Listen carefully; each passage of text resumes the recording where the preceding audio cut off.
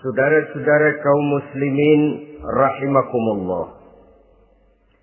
Setiap penganut agama di dunia ini mempunyai sesuatu kitab yang dianggapnya sebagai kitab suci.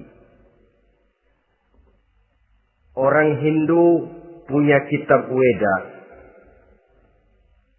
Orang Buddha punya kitab Tripitaka. Yahudi mempunyai Taurat.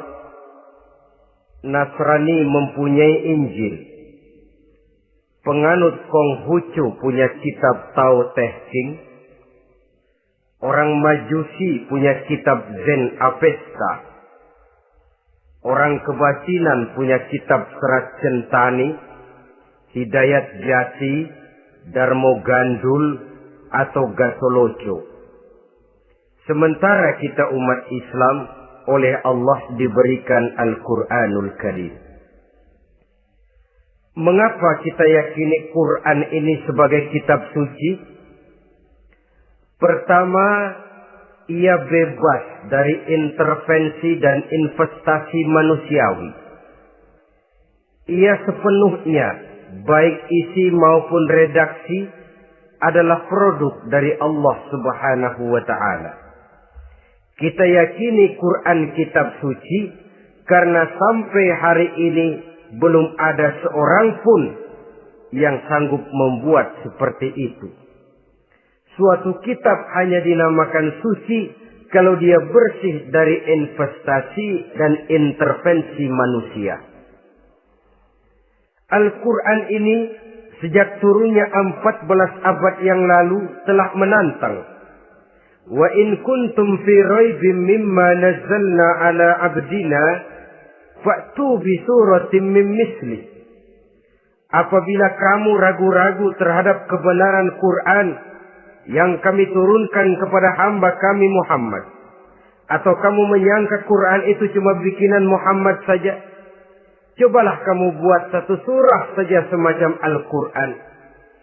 Apabila kamu tidak mampu melakukannya seorang diri, wada'u syuhada'akum, ajak seluruh teman-temanmu. Sejak tantangan ini turun 14 abad yang lalu, sampai hari ini, tidak seorang pun yang sanggup membuat satu surah saja semacam Al-Quranul Karim. Barangkali belum pernah ada yang coba-coba. Sudah. Di antaranya apa yang dilakukan oleh Musailamah Al-Kadzab. Dia mencoba membuat satu surah semacam Al-Quran yang kalimatnya sudah berbentuk bait-bait syair, tapi isinya jauh panggang daripada api. Yang kedua, kita yakini Quran sebagai kitab suci karena isi dan ajarannya sesuai dengan fitrah manusia. Suatu kitab dinamakan suci kalau ajarannya sejalan dengan fitrah manusia. Misalnya, manusia secara fitrah, kalau dia laki-laki, normal nafsu kepada perempuan. Itu fitrah. Perempuan suka kepada laki-laki. Itu fitrah. Kalau ada kitab suci, tapi melarang manusia untuk kawin, kesuciannya perlu diselidiki.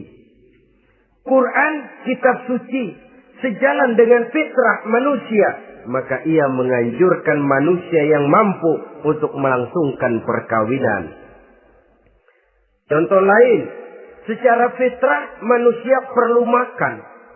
Kalau ada kitab suci yang melarang manusia puasa saja siang malam terus menerus, itu kan sama juga nyuruh orang mati.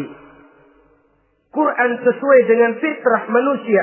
Maka dalam Islam puasa wisol, puasa ngableng, apa itu istilahnya, puasa nyambung dari pagi sampai sore, sampai malam, sampai pagi lagi puasa terus.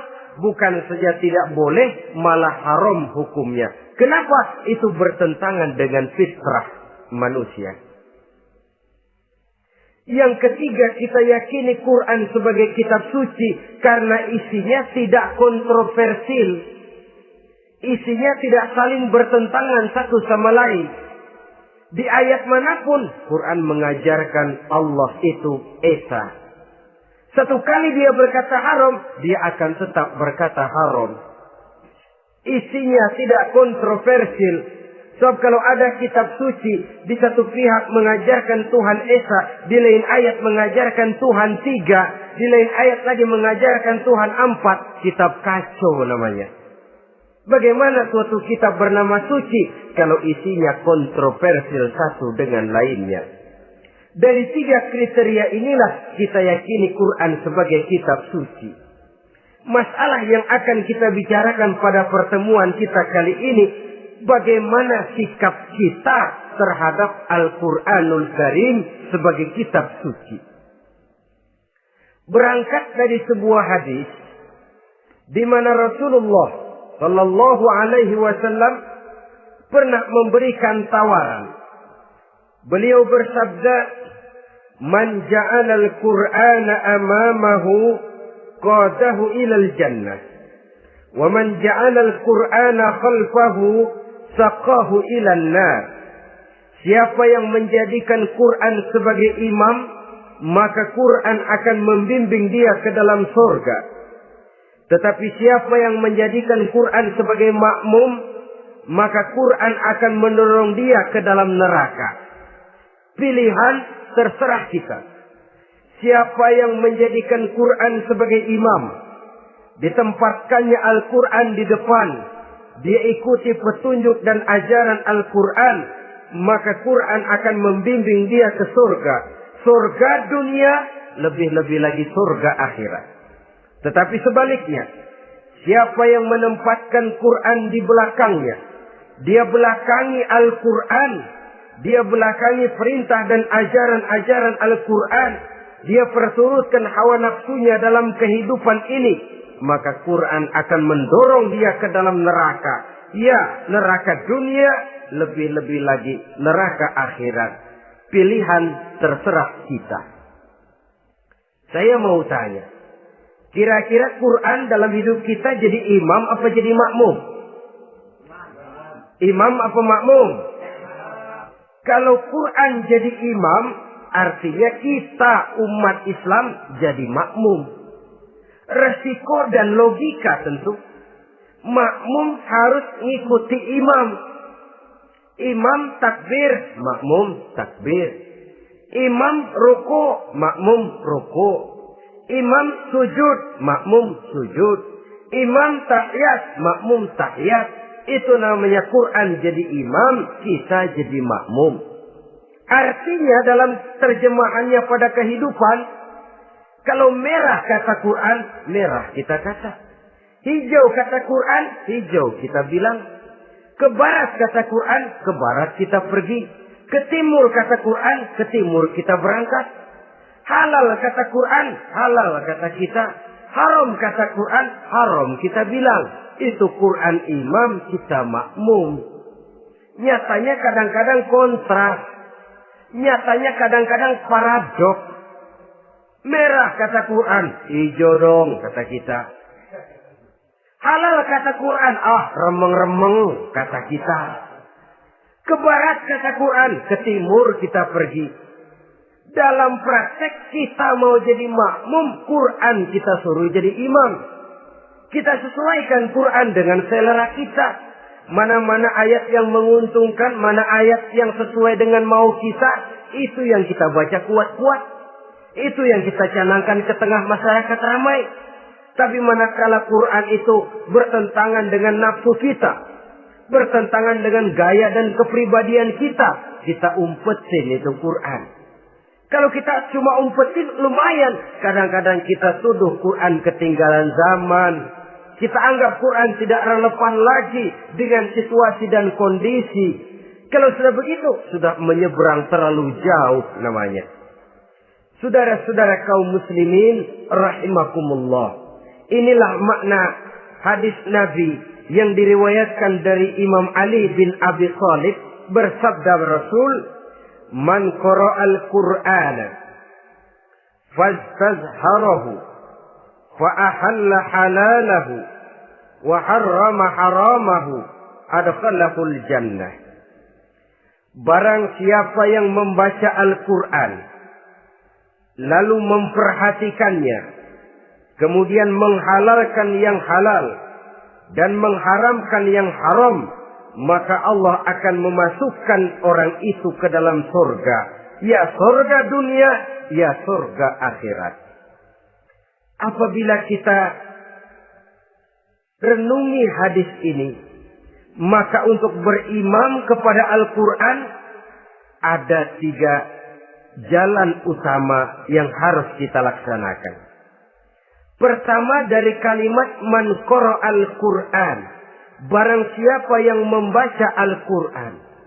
Ini artinya siapa yang ingin menjadikan Quran sebagai imam di dalam kehidupan, jalan pertama yang harus ditempuhnya menanamkan kegemaran membaca Al-Quranul Karim. Al-Quran gharibun fima baina qaumin la yaqra'una. Quran akan jadi asing, Quran akan jadi aneh kalau terletak di tengah rumah orang Islam yang tidak suka membaca Al-Quranul Karim. Jadi langkah pertama, tanamkan kegemaran membaca Al-Quran. Saya tidak menyalahkan kalau remaja kita gandrung kepada Stevie Wonder. Baik kalau mereka senang kepada suara emasnya Michael Jackson atau suaranya Madonna. Tapi kalau sampai harus mengalahkan kecintaan mereka kepada membaca Al-Quran, ini ironi. Sebagai orang tua, kalau anak-anak kita buta huruf Latin, katanya menghambat pembangunan. Bahkan pemerintah saja menggalakkan bebas 3B itu. Buta aksara diantaranya. Supaya rakyat bisa membaca huruf Latin. Kalau anak-anak kita buta huruf Latin, katanya menghambat pembangunan. Bagaimana kalau anak-anak kita buta huruf Quran? Jelas saja menghambat proses kesadaran dan kebangkitan dari dunia Islam itu sendiri. Satu contoh ringan.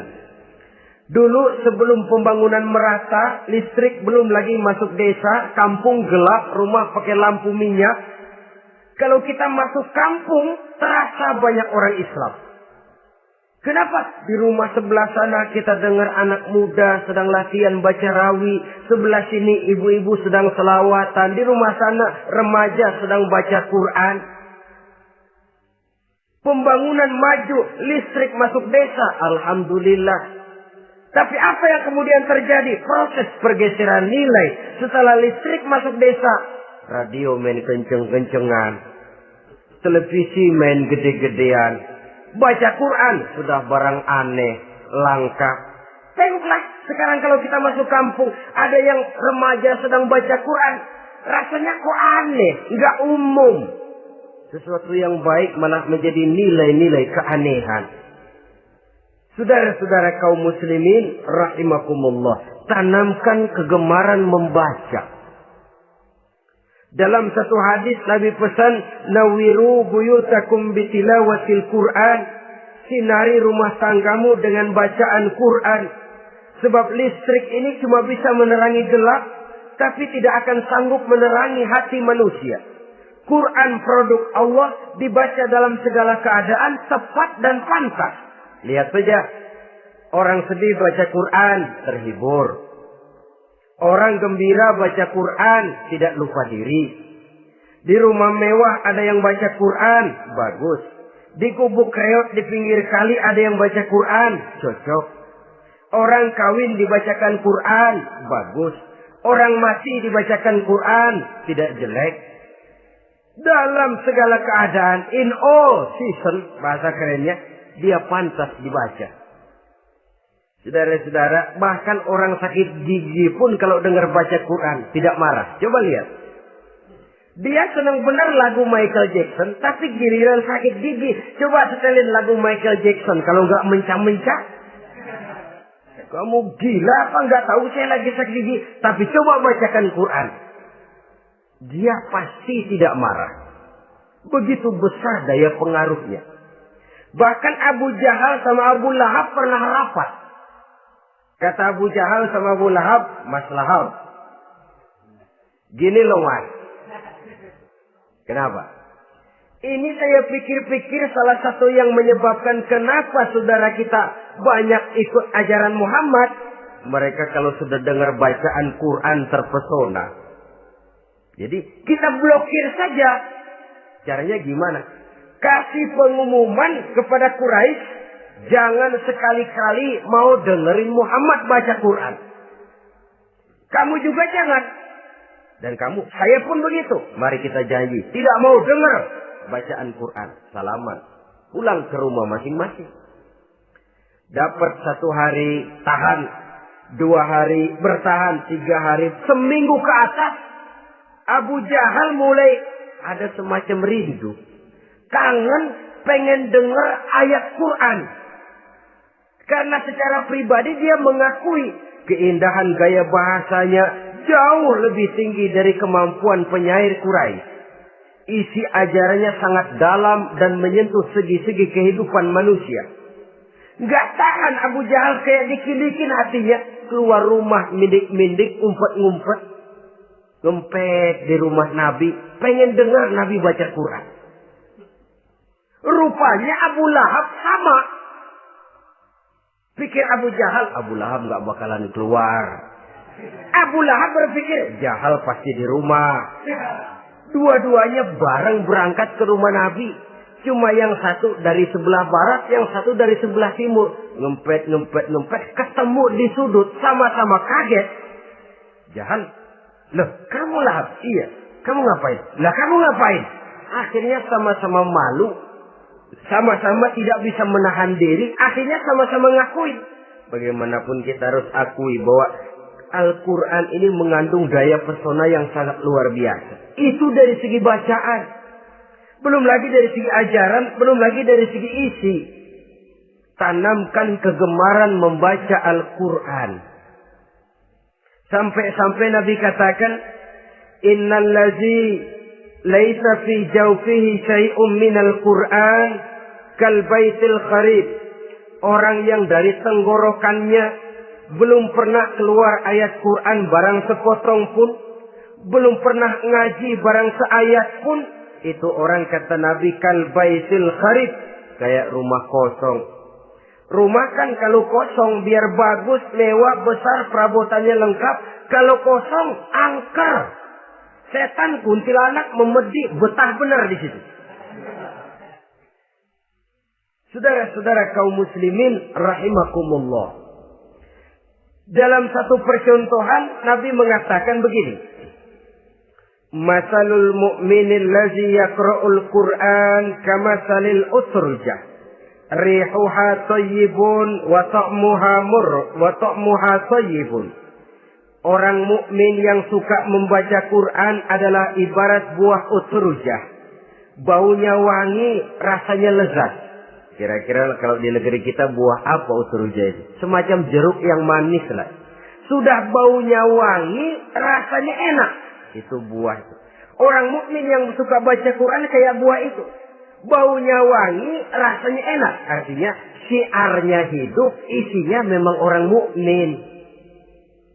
Sebaliknya, wa masalul mu'minil ladzi la yaqra'ul Qur'an kamatsali tamrah la riha laha wa ta'muha hulwun. Orang mukmin yang tidak suka baca Quran kayak korma.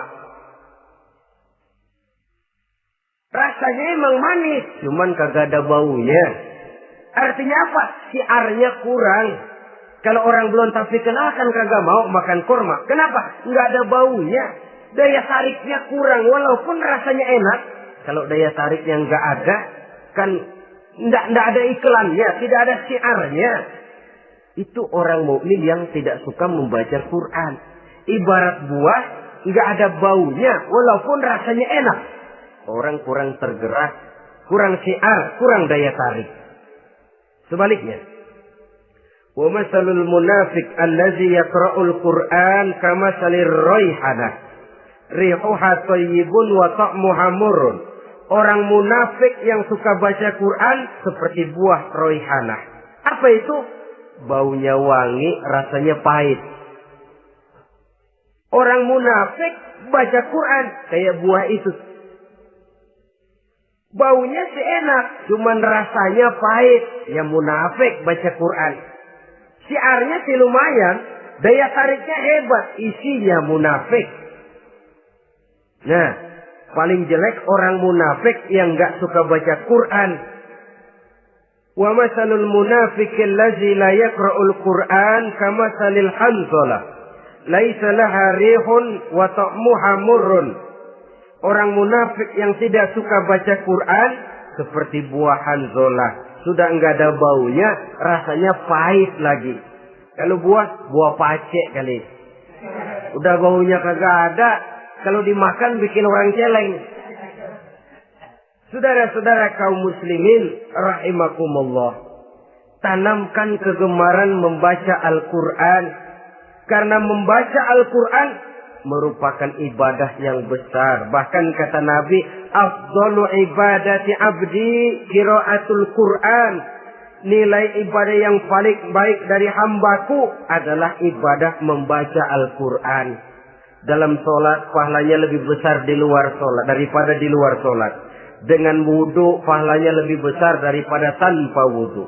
Mengerti pahalanya lebih besar daripada tidak mengerti. Tapi tidak mengerti pun jangankan membaca, mendengar saja orang baca Quran dengan baik sudah didoakan untuk mendapat rahmat. Berpahala mendengar bacaan Al-Quran walaupun tidak mengerti.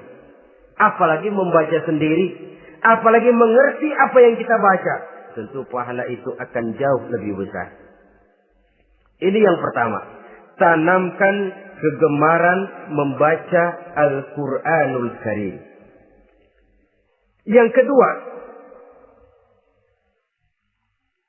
dalam hadis tadi, fastazharuhu.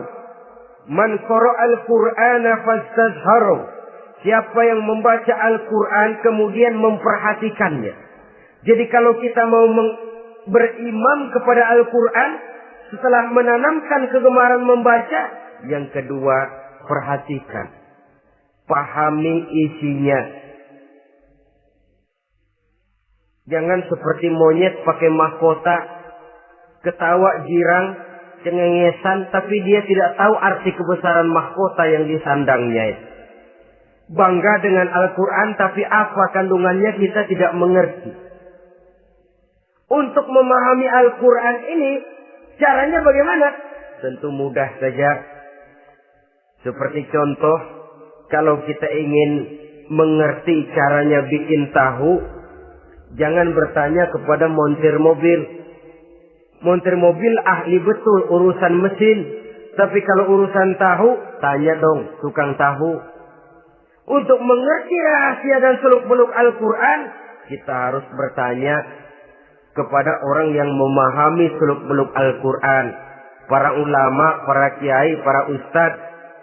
Yang kita tahu kualitas keilmuannya, kita yakini loyalitas dan integritasnya kepada Islam ini. Kenapa? Ayat-ayat Quran itu elastis. Dia dibawa kemana saja mau. Ditafsirkan menurut kemauan orang bisa. Paling celaka kalau yang belajar tidak punya dasar, yang mengajar punya maksud lain. Sesat dan menyesatkan. Yang ngajar punya nafsu ambisi. Yang belajar tikus budek. Yang memang tidak punya dasar apa-apa. Sekali belajar langsung tafsir. Cara wudhu yang baik saja belum ngerti. Cara ruku dan sujud yang baik saja belum bisa. Yang membatalkan sholat apa ndak bisa, ndak ngerti. Sekali langsung. Ndak, supaya kita langsung saja belajar langsung Al-Quranul Karim. Tidak jelek. Cuma akan lebih baik kalau sebelumnya ada unsur penunjang dari nilai-nilai keilmuan dalam Islam ini. Disinilah perlunya menghidupkan majelis-majelis taklim. Sebab kalau Al-Quran hanya dipahami dan dikutak-kutik menurut maunya rasio saja, kekuatan rasio terbatas. Saya akan khawatir nantinya akan timbul pendapat-pendapat di mana Al-Quran disesuaikan dengan otak. Bukan otak ngikuti Quran, tapi Quran disuruh ngikuti otak. Contoh yang dekat saja.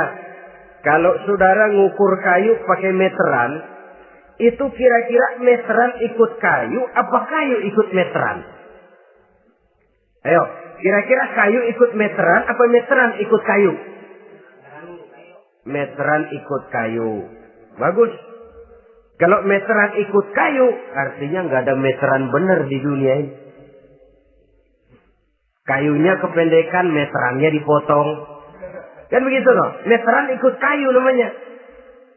Bukan meteran ikut kayu, tapi kayu yang harus ikut meteran. Otak harus ikut wahyu. Jangan wahyu disuruh ikut otak. Manusia ikut Quran, jangan Quran disuruh ikut manusia. Dan kaum orientalis, ya, orang barat di luar Islam yang mendalami, mempelajari Islam dengan tujuan mencari kelemahan Islam untuk menghantam umat Islam. Itu sengaja mencari ayat-ayat yang mereka kumpulkan untuk menghantam umat Islam. Supaya mereka meragukan Qur'annya untuk kemudian pada suatu saat meninggalkan Qur'an sama sekali. Timbullah pendapat ada ayat Quran yang sudah tidak sesuai lagi katanya dengan situasi dan kondisi. Seolah-olah otak manusia sudah jauh lebih pintar daripada Al-Quranul Karim. Saudara-saudara kaum muslimin rahimakumullah. Inilah yang kita berlindung dari Allah. Sebab secara demikian dengan kata lain kita secara tidak sadar sudah mengurangi kemahamutlakan dan kesempurnaan dari Allah Subhanahu wa ta'ala.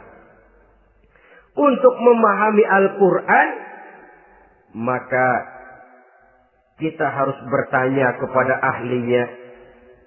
Mengaji, menghidupkan majelis-majelis taklim. Jangan sampai Al-Quran menjadi awam di tengah masyarakat Islam sendiri.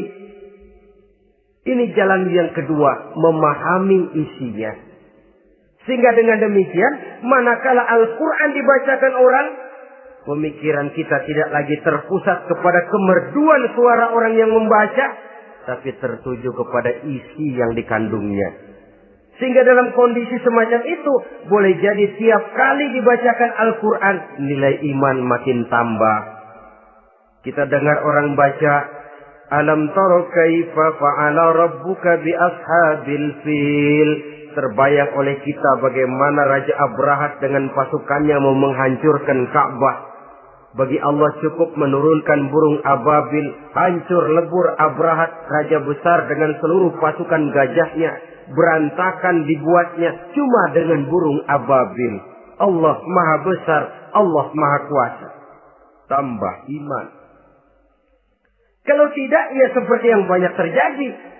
Quran menceritakan azab, kita malah kesenangan. Walakum azabun alim. Kamu akan mendapat azab yang pedih. Kita teriak di pojokan, toyib, toyib.